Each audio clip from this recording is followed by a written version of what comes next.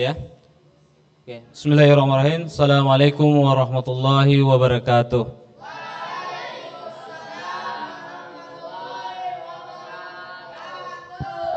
Alhamdulillah. Alhamdulillahirabbil alamin. Syukur kita panjatkan kehadirat Allah Subhanahu wa taala karena rahmat, anugerah serta petunjuknya sehingga Allah Subhanahu wa taala memberikan kita kesempatan untuk hadir di tempat yang penuh berkah ini. Salawat dan salam kepada junjungan Nabi besar Muhammad sallallahu alaihi wasallam, Nabi yang telah membawa hamba-hambanya dari alam kegelapan menuju alam terang menerang sampai saat ini.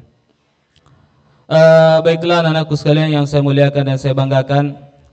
Ya, pada sore hari ini kita akan melanjutkan kembali tentang kajian kita, kajian ilmu Muslim, yang tentunya anak-anakku sekalian sebelum-sebelumnya sudah terima beberapa kajian dari filsafat, dari tokoh-tokoh ilmuwan yang selama ini anak-anakku sebenarnya ini jauh sebelumnya kita sudah berikan, tentunya khususnya di anak kelas 8 ya.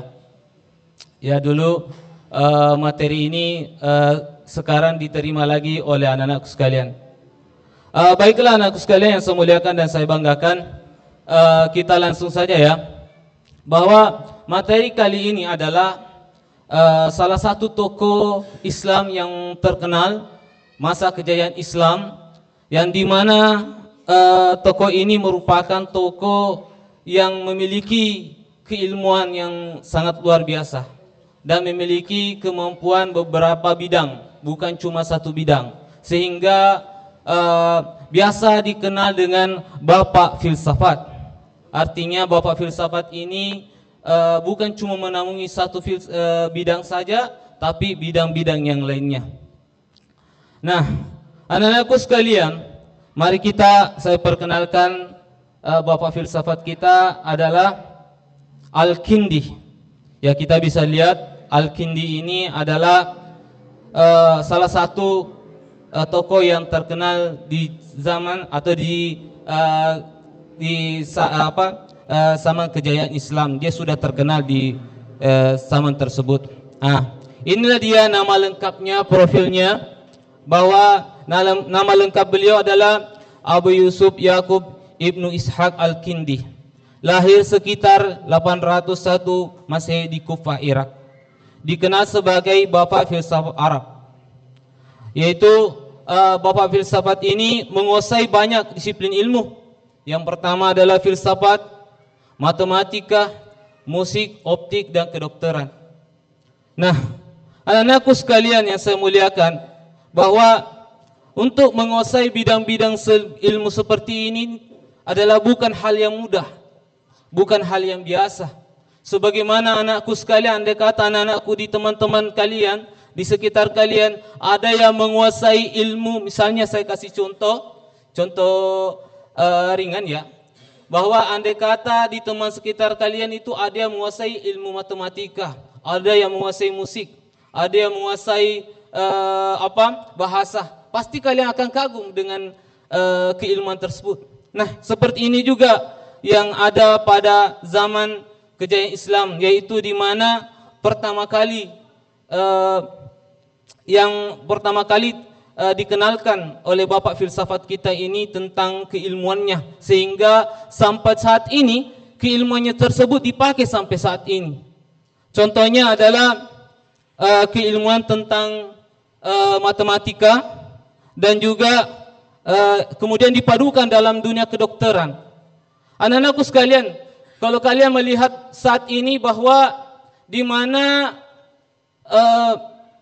tentang ilmu kedokteran itu Bapak Al-Kindi lah yang pertama memperkenalkannya sehingga dipakai saat ini. Contohnya adalah ketika anak-anakku sekalian minum obat, dulu belum ada takaran-takaran tentang obat. Contohnya adalah kalau anak-anakku sekalian ingin minum obat, paling 2 kali sehari, 3 kali sehari. Siapa yang pertama mengemukakan ini sampai saat ini adalah Bapak Filsafat, yaitu Al-Kindi. Sehingga Al-Kindi ini merumuskan merumuskan, mengkombinasikan antara ilmu matematika dengan ilmu kedokteran, sehingga sampai saat ini para kedokteran itu menggunakan ilmu tersebut untuk mengukur atau menakar obat-obatan. Nah, di sisi lain anakku yang saya muliakan dan saya banggakan, bahwa dalam dunia filsafat juga beliau ini kaya dengan ilmu filsafatnya. Jadi anakku sekalian, mungkin ada yang bertanya, apa sebenarnya filsafat itu? Ada yang pernah terima di sini ilmu filsafat? Belum ada? Ya, ada yang pernah. Sebenarnya anak-anak sekalian, ilmu filsafat itu tinggi sekali. Karena sebenarnya di negara kita ini belum pernah ya untuk dibawa, hanya bisa diterima biasanya dalam masa perkuliahan untuk tentang ilmu filsafat. Namun di negara luar sana, ilmu filsafat ini sudah diperkenalkan pada tahap-tahap sekolah SMP. Jadi anak sekalian, sedikit saya kasih gambaran ya, apa sebenarnya filsafat itu. Ya, supaya anak-anakku memahami filsafat itu. Sebenarnya filsafat itu adalah tentang ilmu yang tentang logika. Jadi anakku sekalian, jangan sampai ada yang mengatakan bahwa belajar filsafat itu berbahaya, karena banyak stigma-stigma yang muncul di masyarakat bahwa belajar filsafat itu bisa membawa orang menjadi ateis. Ya, ini. Karena ini sebenarnya stigma muncul di masyarakat karena ilmu filsafat itu kadang menggiring, kalau kita tidak mempelajari secara mendalam, maka akan menggiring orang-orang berpikiran ke negatif. Pada dasarnya, filsafat itu adalah ilmu yang mempelajari tentang pemikiran yang pemikiran yang secara sistematis, sehingga Bapak Al-Kindi ini memperkenalkannya, memadukannya dengan dunia Islam. Baiklah, saya lanjut ya anak-anakku sekalian ya. Sedikit saya lanjutkan kembali ini latar pendidikannya Bapak Al-Kindi. Nah, Al-Kindi ini tumbuh di keluarga terpandang. Ayahnya gubernur Kufah dan belajar di Baghdad. Ia mempelajari bahasa Arab, Yunani, dan Syria untuk mengakses teks-teks klasik. Nah, ini Al-Kindi ini masa kecilnya saja sudah terpelajar. Jadi anakku sekalian, bahwa Al-Kindi ini memang bukan istilahnya bukan ilmuwan biasa, karena memiliki ilmu yang tinggi. Jadi anak-anakku sekalian, kita bisa melihat dari masa kecilnya saja dia sudah menekuni beberapa pendidikan. Kemudian kita lanjutkan. Nah, dia itu sangat berkontribusi terhadap filsafat. Nah, baiklah, saya lanjutkan kembali anakku sekalian ya, bahwa filsafat itu sebenarnya adalah mengajarkan kita cara berpikir yang logis. Jadi saya kasih contoh anak-anakku sekalian, bahwa ketika anak-anakku sekalian mendengarkan informasi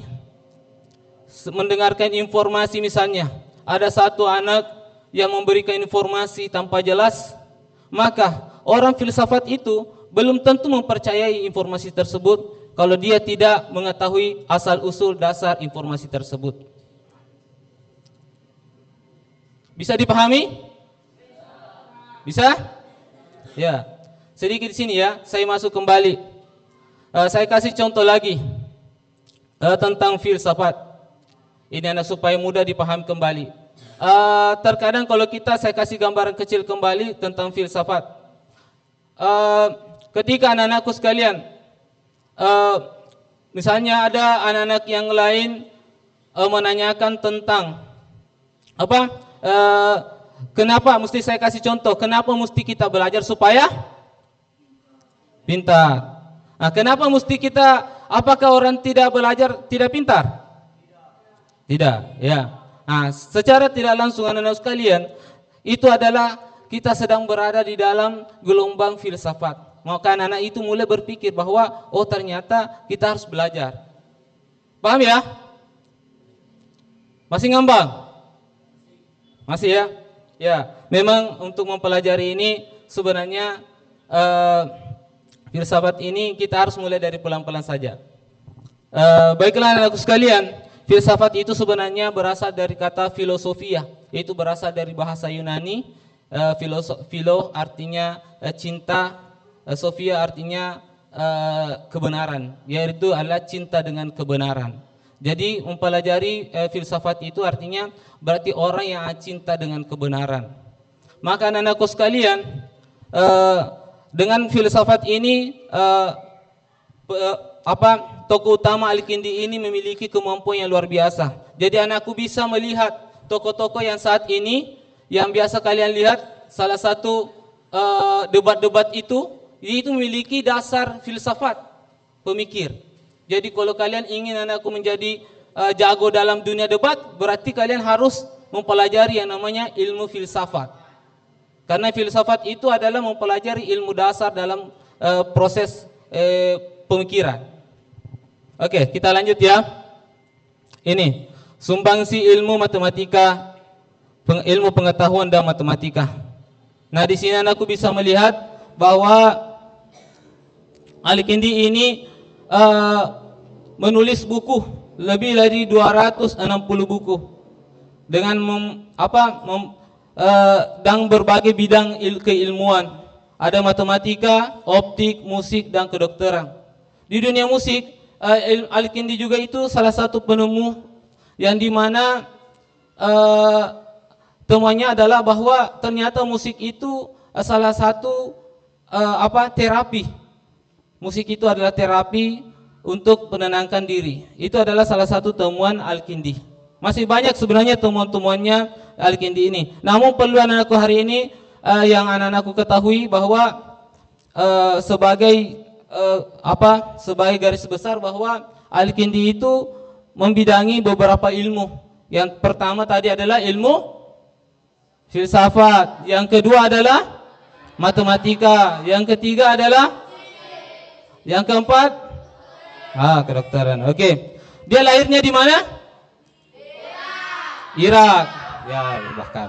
Ya, luar biasa sekali. Ya, itu poin penting yang anak-anakku sudah terima, bahwa berarti kalian sudah mengetahui siapa sebenarnya Al-Kindi. Oke, kita lanjut ya. Nah, ini dia Al-Kindi dan kedokteran. Nah, di sini adalah Al-Kindi itu mampu menakar standar dosis obat dan metode-metode yang lainnya, sehingga pada dunia kedokteran saat ini menggunakan ilmu tersebut untuk menggunakan ilmu-ilmu yang telah diberikan salah satu tokoh terbesar kita itu Al-Kindi untuk digunakan dalam dunia medis, dalam dunia kedokteran. Jadi anakku sekalian, ya tentu kita sangat bersyukur sekali karena dengan munculnya tokoh Islam Al-Kindi ini sehingga memberikan warna-warna baru dalam dunia kedokteran.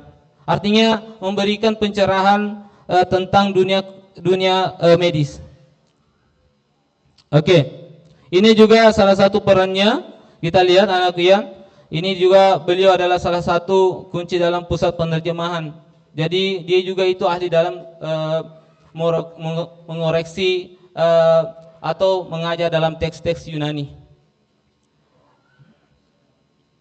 Ya, bisa dilihat anak sekalian, bisa diperhatikan bahwa Al-Kindi ini juga begitu banyak peran-perannya sehingga beliau ini termasuk orang-orang yang sangat penting dalam dunia keilmuan. Ini di sini adalah tantangan dan akhir hidup. Al-Kindi menghadapi politik istana, persaingan dan intrik yang membuatnya kehilangan dukungan khalifah pada masa akhir hidupnya. Ia meninggal sekitar 873 Masehi. Ya, jadi anakku sekalian, dengan meninggalnya beliau adalah memberikan begitu banyak, menyumbangkan sumbangsi ilmu yang begitu besar, baik dunia filsafat, dunia